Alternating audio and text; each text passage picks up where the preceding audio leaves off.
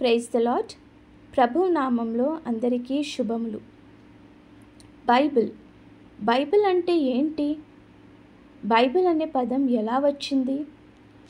అది బిబ్లియా అనే గ్రీక్ పదం నుండి బైబిల్ అనే పదం వచ్చింది. అంటే ఇది అనేక పుస్తకాల సంపుటి. బైబిల్ని మనం ఎలా చదవాలి?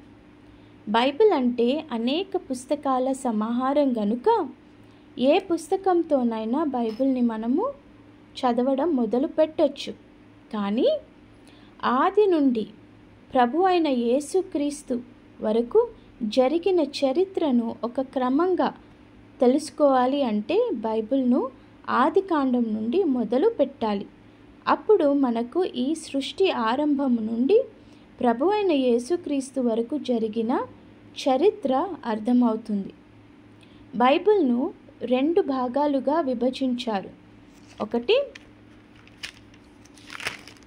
పాత నిబంధన అంటే సృష్టి ఆరంభం మొదలుకొని అంటే ఆది కాండము, సృష్టి ఆరంభము గురించి మనకు ఆది కాండంలో తెలుస్తుంది.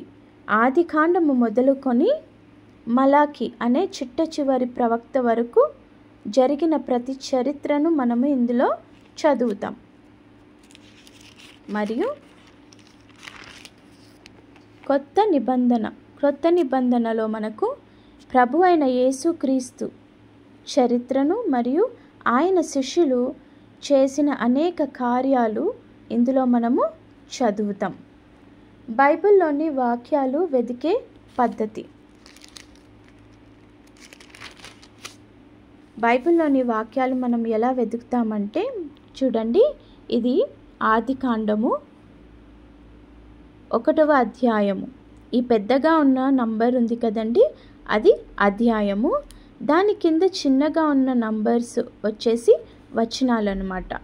అయితే ఆది కాండము 1వ అధ్యాయము 1వ వచనం చూడండి. ఆది యందు దేవుడు భూమి ఆకాశములను సృజించెను. ఇది 1వ అధ్యాయము 1వ వచనము. 2వ వచనానికి వస్తే భూమి నిరాకారముగాను శూన్యముగాను ఉండెను, చీకటి అగాధ జలములపైన కమ్మి ఉండెను, దేవుని ఆత్మ జలములపైన అల్లాడుచుండెను. ఇక్కడి వరకు 2వ వచనం అన్నమాట. కనిపిస్తుందా? ఈ డాట్ వరకు, ఈ ఫుల్ స్టాప్ వరకు 2వ వచనం. ఈ గీత తర్వాత 3వ వచనం మొదలవుతుంది. అంటే మొదటి అధ్యాయము, ఈ గీత తర్వాత 3వ వచనము మొదలవుతుందన్నమాట.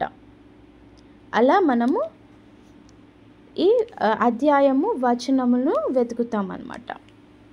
ఓకేనా? ఇప్పుడు మనం నెక్స్ట్ వీడియోలో ఆది కాండము చదవడం మొదలు పెడతాం.